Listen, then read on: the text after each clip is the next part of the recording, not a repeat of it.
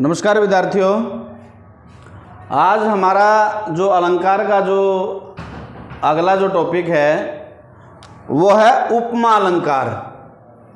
यहाँ से जो अर्थालंकार था उसका आरंभ होता है। ये अर्थालंकार के उपभेद प्रारंभ होते हैं।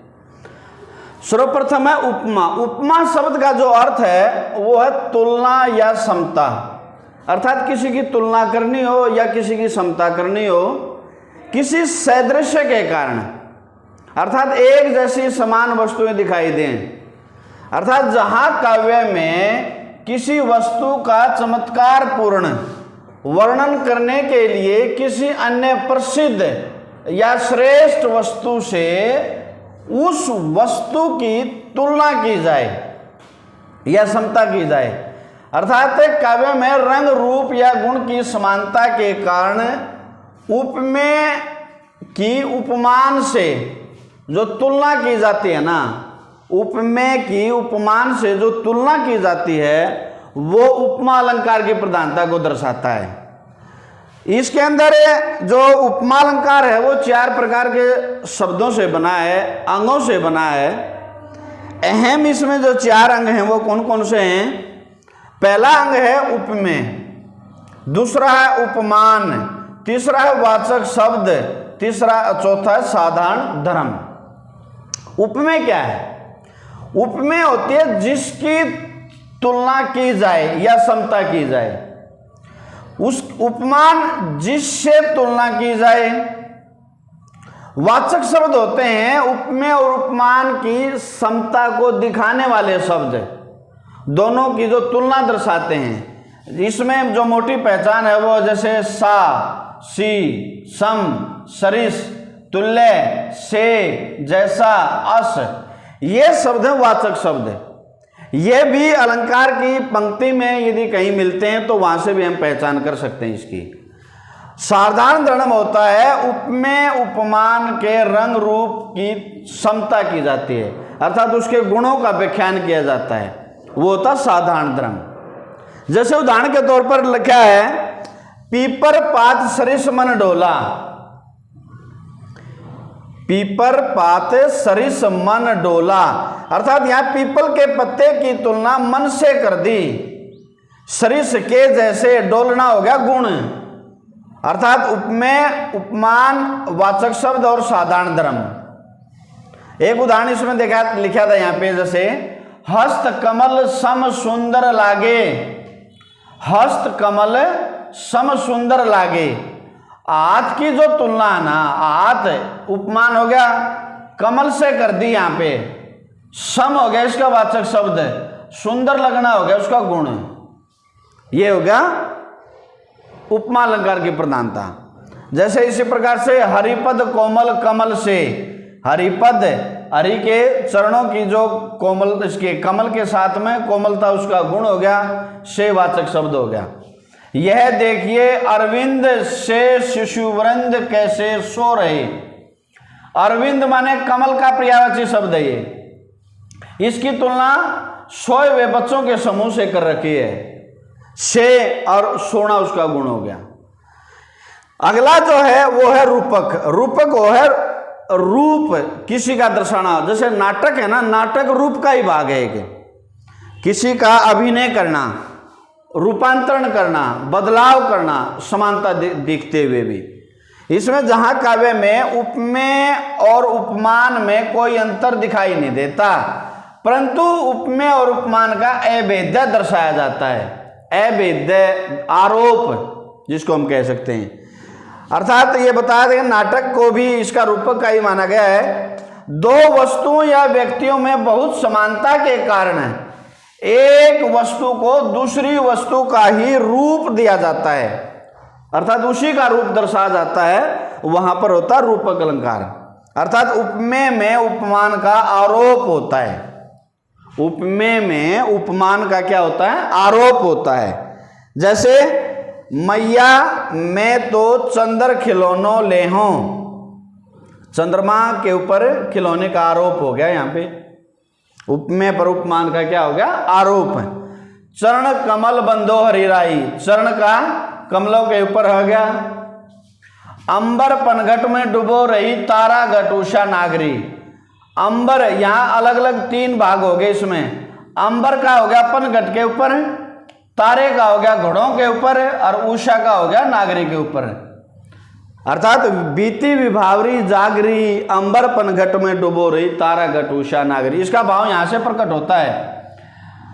उषा रूपी नव युवती तारे रूपी घड़ों को और अंबर रूपी पनघट में डुबो डुबो कर भर रही है।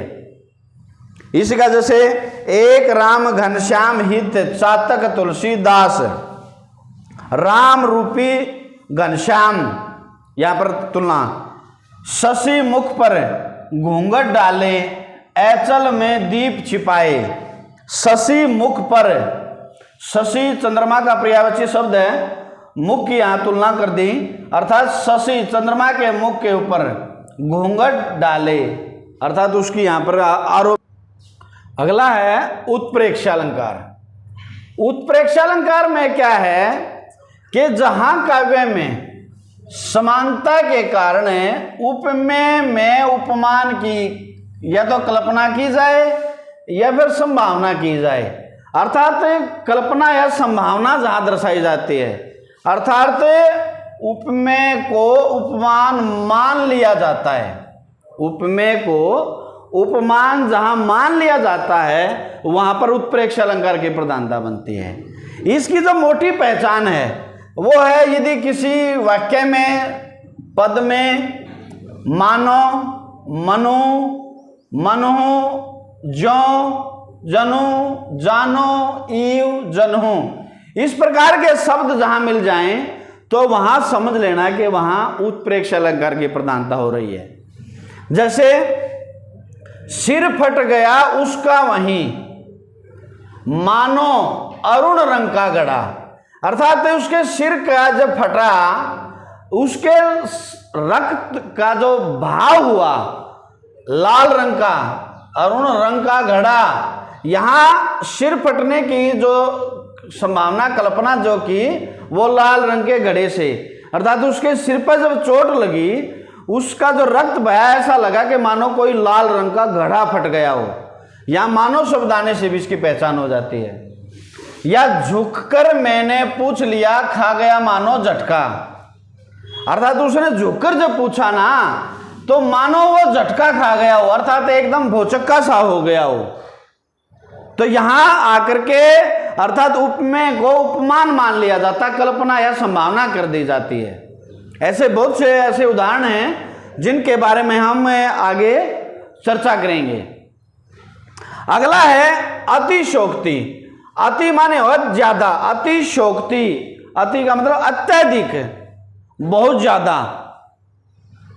जहां काव्य में किसी वस्तु विषय का अत्यंत बढ़ा चढ़ाकर वर्णन किया जाए, अर्थात उपमेय का, किसका, उपमेय का बहुत ज्यादा बढ़ा चढ़ा करके वर्णन किया जहां किया जाता है वहां पर होता है अतिशोक्ति। जैसे इसमें उदाहरण दिया है कि आगे नदियां पड़ी अपार, घोड़ा कैसे उतरे पार, राणा ने सोचा इस पार, तब तक था घोड़ा उस पार, अर्थात बहुत लंबी चौड़ी नदी है। नदी के इस प्रकार इस पार में महाराणा प्रताप अपने घोड़े पर सवार थे, तो उसने क्या किया कि आगे नदियां पड़ी अपार, महाराणा प्रताप घोड़े पर सवार है, नदी के कंठारे खड़े हैं, घोड़ा कैसे उतरे पार, इस तरफ वो सोच रहे थे। राणा ने सोचा इस पार, तब तक था घोड़ा इस पार, अर्थात सोचने मात्र से ही घोड़ा है वो नदी के दूसरे तट पर मिल गया। तो कल्पना बहुत ज्यादा बढ़ा चढ़ा करके।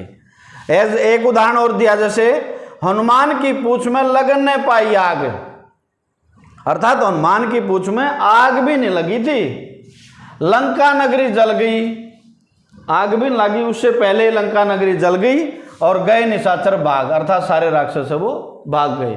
बहुत ज्यादा बढ़ा चढ़ा दिया।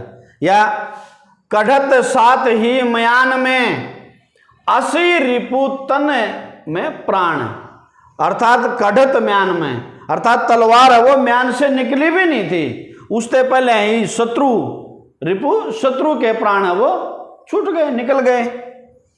उसकी चीख के मारे कान फट गए। अर्थात वो इतनी तेज गति से चीखा कि कान फट गए। कान फटना नहीं होता, वो ज्यादा शोर होने से मात्र कल्पना है, ये संभावना है। उसके बाद है अन्योक्ति, अन्य उक्ति। अन्य माने दूसरा, दूसरे का सहारा लेकर कोई चीज कही जाए, जहां पर दूसरे के माध्यम से कोई चीज बताई जाए, समझाई जाए। अर्थात जहां काव्य में उपमेय का वर्णन सीधे न करके उपमान का सहारा लिया जाता है, अर्थात उपमान को माध्यम बना लिया जाता है। अर्थात जहां काव्य में अप्रस्तुत के माध्यम से प्रस्तुत को बोध हो, अप्रस्तुत होता जो सामने नहीं होता, उसका माध्यम, उसका सहारा लेकर के किसी अन्य को अपनी बात कही जाए, वहां होता अन्योक्ति अलंकार। जैसे जिन दिन देखे वो कुसुम गई सुबीती बहार, अब अली रही गुलाब पर अपत कटीली डार। ये राजा जयसिंह के विषय में कहा है। एक नवविवाहिता जो नारी थी, उसकी राजा की जो रानी थी, वो बहुत ही बाल्यकाल अवस्था में होती है, और वो जब उसके प्रेम के वशीभूत इतना आसक्त हो जाता है कि वो राजकाट पाठ का वो सारा कार्य भूल जाता है। तो वहां पर कवि ने ये दर्शाया था कि जिन दिन देखे वो कुसुम गई सुबीती बार, जो सुख के दिन थे ना वो जा लिए, अब तो केवल अब अली रही गुलाब पर अपत कटीली डार। अर्थात केवल गुलाब है वो खत्म हो गया और कांटेदार झाड़ियां, अर्थात दुख का प्रभाव हो गया है। दूसरा इसी के उसमें लिया गया है, नाहिर प्राग नाहिर मधुर मधु, नाही विकास ही काल, अली कली ही सो बंधो आगे कौन हवाल। अर्थात ये महाराज न तो प्राग है, अर्थात न तो अभी यौवन अवस्था में हुई है, और न ही मधुर मधु, अर्थात न तो इसमें किसी प्रकार का रस मकरंद यौन अवस्था से भरपूर है। जब अभी से आपका ये हाल है, ना ही विकास ही काल, अर्थात न पूर्ण रूप से विकसित हुई है, अली कली ही सो बंधो, अर्थात अभी से आप इतने आसक्त हो गए, जब ये पूर्ण रूप से यौन अवस्था में हो जाएगी तब आपका क्या हाल होगा। जो राजा महाराजाओं के जो राज दरबारी जो कवि हुआ करते थे, वो सीधे जाकर कहने की हिम्मत नहीं होती थी, वो अपने दोहे कविताओं के माध्यम से कवि को, राजा को वो संबोधित करते थे, बताते थे। ये है एक सूरदास के जो पद हैं उनसे लिया गया है, जिन पे ते ले आए उद्धव तिन्हीं के पेट समाही। अर्थात वो उद्धव को गोपियां समझाती हैं कि जिनके पास से तू ये ज्ञान लेकर आया ना, ब्रह्म निर्गुण ब्रह्मा का जो ज्ञान लेकर आया है, उन्हीं के पेट जाकर समा दे। अर्थात उस उद्धव के माध्यम से किसको कह रही हैं? कृष्ण भगवान को कह रही हैं अपनी बात को। एक सामान्य सा उदाहरण, बिल्कुल देहाती, आम हम समाज में घर में देखते होंगे। मान लेते हैं घर के अंदर है जो माँ होती है, वो सामान्यतः क्या है, जैसे माँ घर में 3 सदस्य हैं, दादा है और पोता है और माँ है।